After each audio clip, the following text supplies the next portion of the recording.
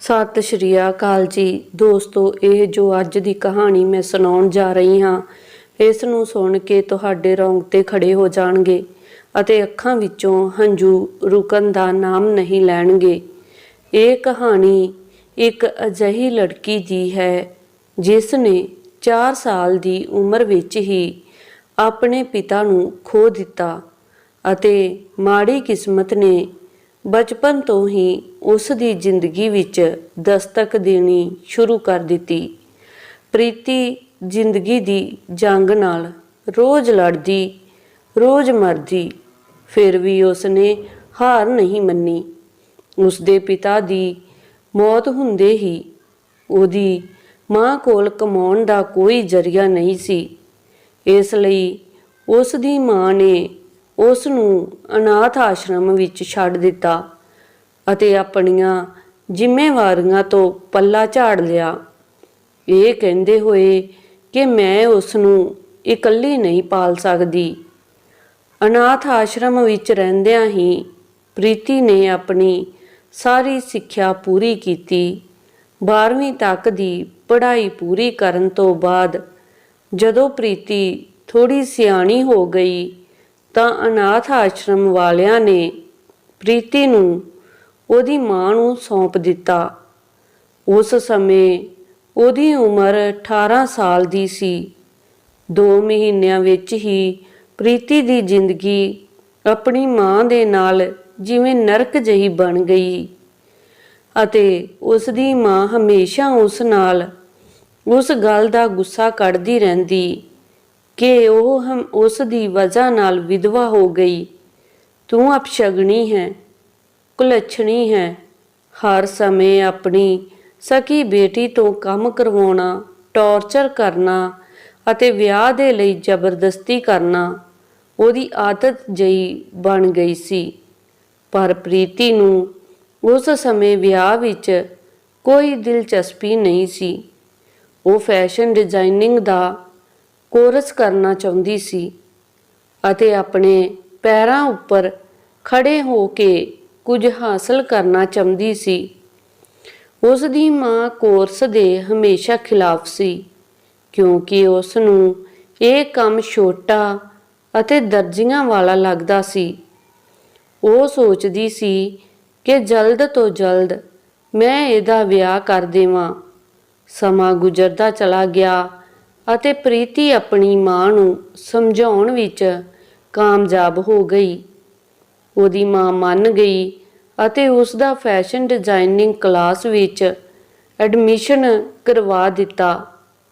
ਪ੍ਰੀਤੀ ਸਵੇਰੇ fashion class ਦੀਆਂ ਕਲਾਸਾਂ ਲਗਾਉਣ ਲਈ ਚਲੀ ਜਾਂਦੀ ਅਤੇ ਸ਼ਾਮ ਨੂੰ ਉੱਥੇ ਹੀ ਰਿਸੈਪਸ਼ਨਿਸਟ ਦਾ ਕੰਮ ਕਰਦੀ।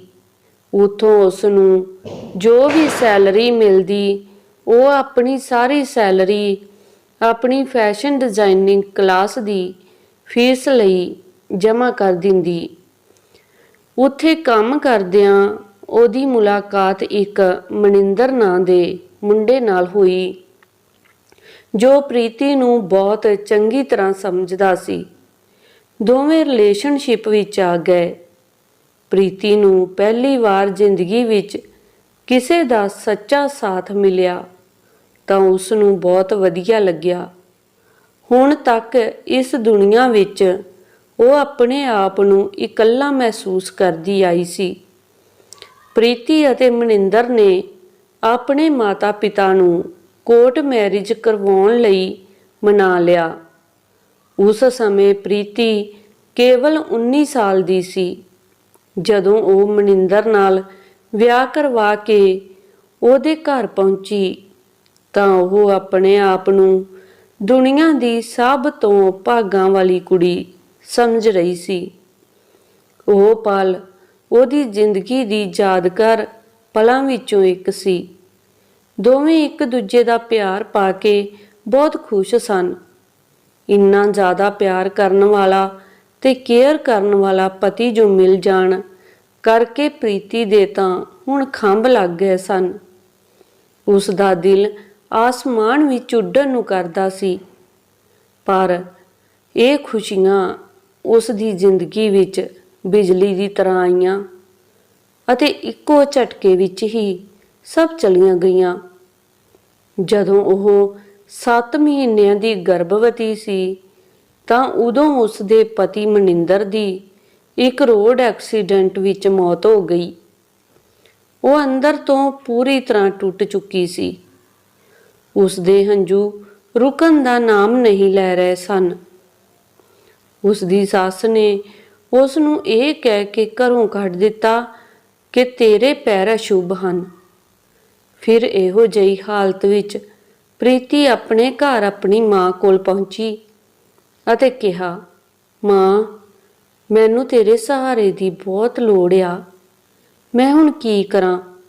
ਪਰ ਉਸ ਦੀ ਮਾਂ ਨੂੰ ਉਸ ਦੇ ਉੱਪਰ ਬਿਲਕੁਲ ਵੀ ਤਰਸ ਨਾ ਆਇਆ ਅਤੇ ਉਹ ਤਾਨੇ ਦੇਣ ਤੋਂ ਪਿੱਛੇ ਨਾ ਹਟੀ ਅਤੇ ਪ੍ਰੈਗਨੈਂਸੀ ਦੀ ਹਾਲਤ ਵਿੱਚ ਹੀ ਉਸ ਦੇ ਪੇਟ ਤੇ ਲੱਤ ਮਾਰ ਦਿੱਤੀ ਅਤੇ ਉਸ ਨੂੰ ਧੱਕੇ ਮਾਰ ਕੇ ਘਰੋਂ ਕੱਢ ਦਿੱਤਾ। ਨਾ ਜਾਣੇ ਉਸ ਦੀ ਖੁਦ ਦੀ ਔਲਾਦ ਸੀ ਜਾਂ ਕਿਸੇ ਗੈਰ ਦੀ। ਪ੍ਰੀਤੀ ਸਮਝ ਨਹੀਂ ਸਕੀ ਅਤੇ ਆਪਣੇ ਆਪ ਨੂੰ ਇੱਕ ਲੜਕੀ ਹੋਣ ਤੇ ਕੋਸੀ ਜਾ ਰਹੀ ਸੀ। ਉਹ ਦਰਦ ਨਾਲ ਤੜਫ ਰਹੀ ਸੀ। ਉਹ ਰੋਂਦੇ ਰੋਂਦੇ ਪੈਦਲ ਹੀ ਦਿੱਲੀ ਨੂੰ ਚੱਲ ਪਈ ਅਤੇ ਚੱਲਦੇ ਚੱਲਦੇ ਉਸਦੇ ਪੈਰਾਂ ਵਿੱਚ ਛਾਲੇ ਹੋ ਗਏ। ਉਹ ਆਪਣੇ ਆਪ ਨੂੰ ਬਹੁਤ ਇਕੱਲਾ ਮਹਿਸੂਸ ਕਰ ਰਹੀ ਸੀ।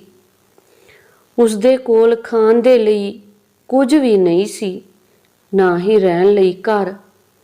ਮਜਬੂਰਨ ਪ੍ਰੀਤੀ ਨੇ ਡਰਦੇ ਡਰਦੇ ਸੁੰਨਸਾਨ ਸੜਕ ਤੇ ਕਈ ਰਾਤਾਂ ਗੁਜ਼ਾਰੀਆਂ ਅਤੇ ਅਜਿਹੀ ਹਾਲਤ ਵਿੱਚ ਵੀ ਉਹ ਭੁੱਖੀ ਹੀ ਸੌਂਦੀ ਅਤੇ ਇੱਕ ਰਾਤ ਉਸ ਦੀ ਹਾਲਤ ਵਿਗੜਨ ਲੱਗੀ।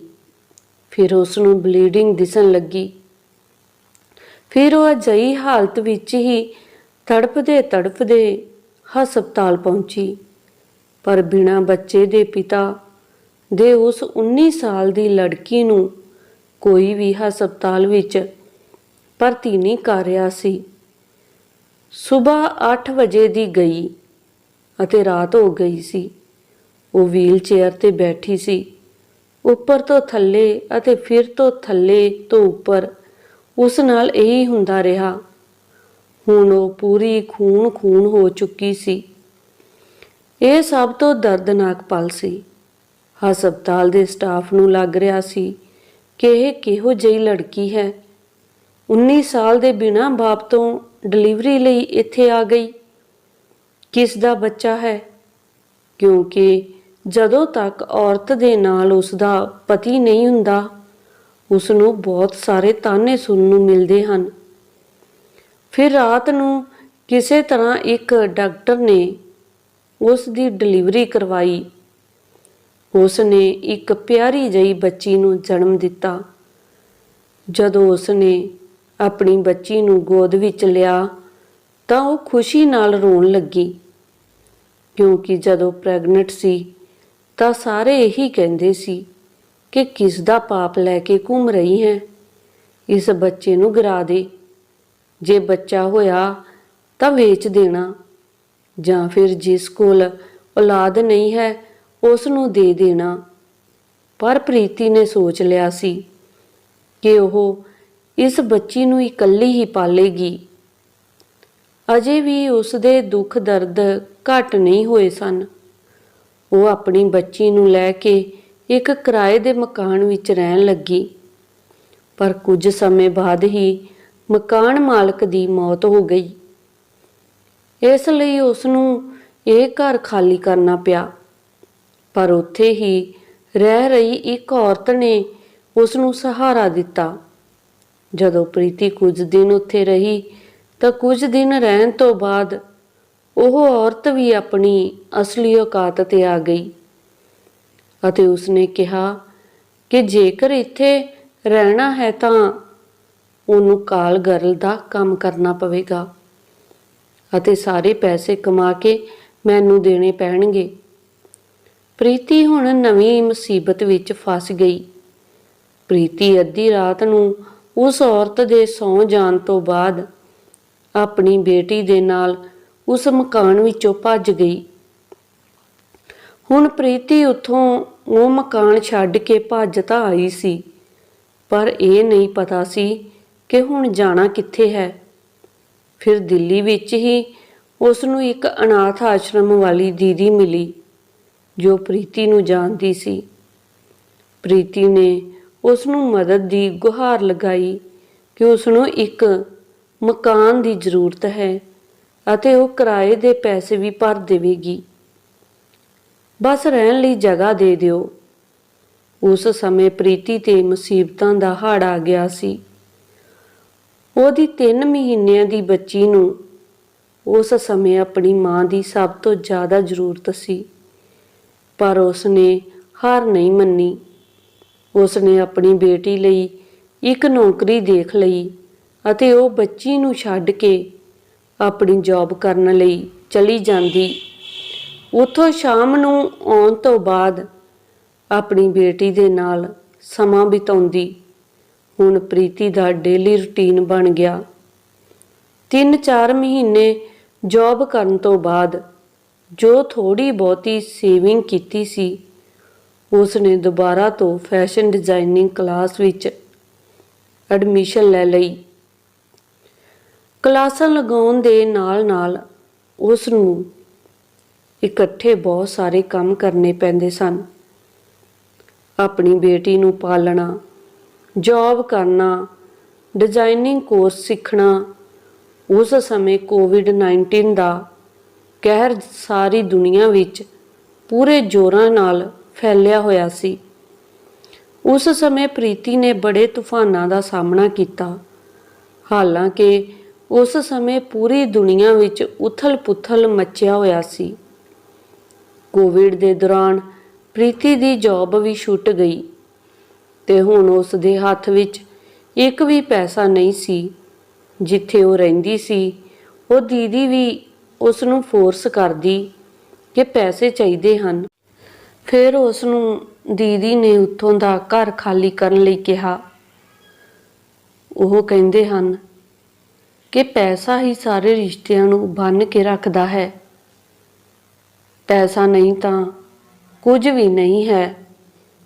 ਧੱਕੇ ਮਾਰ ਕੇ ਉਸ ਦੀ ਬੇਟੀ ਨੂੰ ਅਤੇ ਉਸ ਨੂੰ ਉੱਥੋਂ ਕੱਢ ਦਿੱਤਾ ਗਿਆ। ਪ੍ਰੀਤੀ ਵਿਚਾਰੀ ਫਿਰ ਤੋਂ ਦਿੱਲੀ ਸ਼ਹਿਰ ਵਿੱਚ ਕਿਰਾਏ ਦਾ ਕਮਰਾ ਲੱਭਣ ਲੱਗੀ। ਮਕਾਨ ਮਾਲਕ ਦੇ ਗਿੜਗਿੜਾਉਂਦੇ ਹੋਏ ਪੈਰਾਂ ਵਿੱਚ ਡਿੱਗ ਕੇ ਕਹਿਣ ਲੱਗੀ, ਮੈਂ ਵਰਕ ਫਰੋਮ ਹੋਮ ਕਰੂੰਗੀ ਤੇ ਫਿਰ ਤੁਹਾਡੇ ਪੈਸੇ ਵੀ ਸਮੇਂ ਤੇ ਦੇ ਦਿਆ ਕਰਾਂਗੀ। ਮਕਾਨ ਮਾਲਕ ਦੇ ਦਿਲ ਵਿੱਚ ਉਸ ਦੀ ਛੋਟੀ ਬੱਚੀ ਨੂੰ ਦੇਖ ਕੇ ਦਇਆ ਆ ਗਈ। 2 ਮਹੀਨਿਆਂ ਦੀ ਮੋਹਲਤ ਦੇ ਦਿੱਤੀ, ਪਰ ਪ੍ਰੀਤੀ ਦੇ ਕੋਲ ਜਮ੍ਹਾਂ ਪੂੰਜੀ ਕੁਝ ਵੀ ਨਹੀਂ ਸੀ। ਕੋਵਿਡ ਤੋਂ ਪਹਿਲਾਂ ਉਸ ਦੇ ਖਰਚੇ ਵੀ ਬਹੁਤ ਹੁੰਦੇ ਸਨ। ਫੈਸ਼ਨ ਡਿਜ਼ਾਈਨਿੰਗ ਦਾ ਕੋਰਸ ਕਰਦੀ, ਕਿਰਾਇਆ ਵੀ ਭਰਦੀ ਅਤੇ ਬੱਚੀ ਦੇ ਖਾਣ ਪੀਣ ਦਾ ਖਰਚਾ ਅਲੱਗ। ਕੋਵਿਡ ਦੇ ਸਮੇਂ ਉਸ ਦੀ ਸਥਿਤੀ ਬਹੁਤ ਹੀ ਜ਼ਿਆਦਾ ਮਾੜੀ ਹੋ ਗਈ ਸੀ। ਆਪਣੀ ਬੇਟੀ ਨੂੰ ਪਿਲਾਉਣ ਲਈ 1 ਗਲਾਸ ਦੁੱਧ ਵੀ ਨਹੀਂ ਸੀ। ਉਹ ਆਪਣੇ ਕਰਮਾਂ ਨੂੰ ਕੋਸਦੀ ਸੀ ਕਿ ਮੈਂ ਕਿਹੋ ਜਿਹੀ ਮਾਂ ਹਾਂ ਜੋ ਮੈਂ ਆਪਣੀ ਬੇਟੀ ਨੂੰ ਭੁੱਖਿਆਂ ਮਾਰ ਰਹੀ ਹਾਂ। ਜਦੋਂ ਉਸ ਦੀ ਬੇਟੀ ਭੁੱਖੀ ਤੇ ਰੋਂਦੀ ਤਾਂ ਉਸ ਨੂੰ ਦੇਖ ਕੇ ਉਸ ਦਾ ਕਲੇਜਾ ਪਾੜਦਾ। ਫਿਰ ਉਹ ਉਹਨੂੰ ਪਾਣੀ ਵਿੱਚ ਖੰਡ ਘੋਲ ਕੇ ਬੋਤਲ ਵਿੱਚ ਪਾ ਕੇ ਉਹ ਘੋਲ ਪਿਆ ਦਿੰਦੀ। ਫਿਰ ਇਸੇ ਤਰ੍ਹਾਂ ਹੀ ਉਸਨੇ ਜਿਵੇਂ ਤਿਵੇਂ ਕਰਕੇ 4-5 ਦਿਨ ਕੱਢ ਲਏ। ਇਸੇ ਦੌਰਾਨ ਪ੍ਰੀਤੀ ਦੇ ਮਨ ਵਿੱਚ ਸੁਸਾਈਡ ਕਰਨ ਦਾ ਵੀ ਖਿਆਲ ਆਇਆ, ਪਰ ਆਪਣੀ ਬੱਚੀ ਦੀ ਮਾਸੂਮੀਅਤ ਦੇਖ ਕੇ ਉਸ ਦਾ ਮਨ ਬਦਲ ਗਿਆ ਕਿ ਮੇਰੇ ਜਾਣ ਤੋਂ ਬਾਅਦ ਇਸ ਦਾ ਕੀ ਹੋਵੇਗਾ, ਇਸ ਵਿੱਚ ਇਸ ਦਾ ਕੀ ਕਸੂਰ ਹੈ। ਉਹ ਆਨਲਾਈਨ ਜੌਬ ਲੱਭਦੀ, ਪਰ ਉਸ ਨੂੰ ਕੁਝ ਸਮਝ ਨਹੀਂ ਆਉਂਦਾ ਸੀ। ਫਿਰ ਉਹ ਆਨਲਾਈਨ ਇਹ ਤਲਾਸ਼ ਕਰਨ ਲੱਗੀ ਕਿ ਅਜਿਹੀ ਕਿਹੜੀ ਜਗ੍ਹਾ ਹੈ ਜਿੱਥੇ ਸਾਨੂੰ ਮਾਂ ਬੇਟੀ ਦੋਹਾਂ ਨੂੰ ਰੱਖਿਆ ਜਾ ਸਕੇ। ਤਾਂ ਉਹਨੂੰ ਇੱਕ ਮਾਂ ਦਾ ਸਵੀਟ ਹੋਮ ਦੇ ਬਾਰੇ ਪਤਾ ਲੱਗਿਆ। ਉੱਥੇ ਪਹੁੰਚੀ, ਪਰ ਉਹਨੂੰ ਡਰ ਲੱਗ ਰਿਹਾ ਸੀ ਕਿ ਪਤਾ ਨਹੀਂ ਕਿਹੋ ਜਿਹਾ ਹੋਵੇਗਾ, ਕਿਉਂਕਿ ਉਸਨੇ ਆਪਣੀ ਜ਼ਿੰਦਗੀ ਵਿੱਚ ਬਹੁਤ ਧੱਕੇ ਖਾਧੇ ਸਨ। ਹਰ ਜਗ੍ਹਾ ਤੋਂ ਉਸ ਨੂੰ ਧੱਕੇ ਮਾਰ ਕੇ ਬਾਹਰ ਕੱਢ ਦਿੱਤਾ ਜਾਂਦਾ ਸੀ। ਉਹ ਆਪਣੀ ਜ਼ਿੰਦਗੀ ਤੋਂ ਨਿਰਾਸ਼ ਹੋ ਕੇ ਹਮੇਸ਼ਾ ਡਿਪਰੈਸ਼ਨ ਵਿੱਚ ਰਹਿੰਦੀ। ਉੱਥੋਂ ਦੇ ਫਾਊਂਡਰ ਦੇ ਪ੍ਰੀਤੀ ਨੂੰ ਬਹੁਤ ਮੋਟੀਵੇਟ ਕੀਤਾ। ਕਾਫੀ ਲੋਕਾਂ ਨੇ ਉਸ ਦਾ ਸਾਥ ਦਿੱਤਾ ਅਤੇ ਉਸਨੇ ਆਪਣੇ ਟੈਲੈਂਟ ਨੂੰ ਹੋਰ ਵੀ ਨਿਖਾਰਿਆ। ਫੈਸ਼ਨ ਡਿਜ਼ਾਈਨਿੰਗ ਦਾ ਕੋਰਸ ਉਸ ਨੂੰ ਚੰਗੀ ਤਰ੍ਹਾਂ ਆਉਂਦਾ ਸੀ। ਅਲੱਗ-ਅਲੱਗ ਕੰਪਨੀਆਂ ਨਾਲ ਉਸਨੇ ਟਾਈਮ ਅਪ ਕਰ ਲਿਆ। ਉਸ ਦੀ ਡਿਜ਼ਾਈਨਿੰਗ ਦੇਸ਼ਾਂ ਵਿਦੇਸ਼ਾਂ ਵਿੱਚ ਸਿਲੈਕਟ ਕੀਤੀ ਜਾਣ ਲੱਗੀ ਅਤੇ ਪਸੰਦ ਕੀਤੇ ਜਾਣ ਲੱਗੇ। ਫੈਸ਼ਨ ਡਿਜ਼ਾਈਨਿੰਗ ਵਿੱਚ ਉਹ ਪਹਿਲੇ ਭਾਗ ਨਾਲ ਜਿੱਤੀ। ਫਿਰ ਹੁਣ ਉਸ ਦੀ ਜ਼ਿੰਦਗੀ ਵਿੱਚ ਹੌਲੀ-ਹੌਲੀ ਖੁਸ਼ੀਆਂ ਆਉਣੀਆਂ ਸ਼ੁਰੂ ਹੋ ਗਈਆਂ। ਦੋਸਤੋ, ਇਹ ਸੱਚੀ ਕਹਾਣੀ ਅਜਿਹੀ ਲੜਕੀ ਦੀ ਹੈ ਜਿਸ ਨੇ 4 ਸਾਲ ਦੀ ਛੋਟੀ ਜਿਹੀ ਉਮਰ ਤੋਂ ਲੈ ਕੇ 21 ਸਾਲ ਦੀ ਉਮਰ ਤੱਕ ਸਟਰਗਲ ਦੇਖਿਆ, ਪਰ ਉਸਨੇ ਹਾਰ ਨਹੀਂ ਮੰਨੀ। ਆਪਣੀ ਜ਼ਿੰਦਗੀ ਨੂੰ ਆਪਣੇ ਤਰੀਕੇ ਨਾਲ ਜੀਣਾ ਸਿੱਖਿਆ। ਪ੍ਰੀਤੀ ਚਾਹੁੰਦੀ ਤਾਂ ਆਪਣੇ ਬੱਚੇ ਦਾ ਅਬੋਰਸ਼ਨ ਵੀ ਕਰਵਾ ਸਕਦੀ ਸੀ, ਪਰ ਅਜਿਹੀ ਮਾਂ ਦੇ ਜਜ਼ਬੇ ਨੂੰ ਸਲਾਮ। ਇਹੋ ਜਿਹੇ ਇਨਸਾਨਾਂ ਦੇ ਅੱਗੇ ਜ਼ਿੰਦਗੀ ਵੀ ਆਪਣਾ ਸਿਰ ਝੁਕਾ ਦਿੰਦੀ ਹੈ। ਸੋ ਦੋਸਤੋ, ਇਹ ਸੀ ਜੀ ਅੱਜ ਦੀ ਆਪਣੀ ਕਹਾਣੀ। ਜੇਕਰ ਕਹਾਣੀ ਵਧੀਆ ਲੱਗੀ ਤਾਂ ਲਾਈਕ, ਕਮੈਂਟ, ਸ਼ੇਅਰ ਜ਼ਰੂਰ ਕਰਨਾ। ਜੇਕਰ ਸਾਡੇ ਚੈਨਲ ਤੇ ਨਵੇਂ ਹੋ ਤਾਂ ਚੈਨਲ ਨੂੰ ਸਬਸਕ੍ਰਾਈਬ ਜ਼ਰੂਰ ਕਰ ਲੈਣਾ। ਮਿਲਦੇ ਹਾਂ ਕੱਲ ਇੱਕ ਨਵੀਂ ਕਹਾਣੀ ਦੇ ਨਾਲ। ਤਦ ਤੱਕ ਆਪਣੀ ਏਕਨੂਰ ਕੌਰ ਨੂੰ ਦਿਓ ਇਜਾਜ਼ਤ। ਸਤਿ ਸ਼੍ਰੀ ਅਕਾਲ ਜੀ।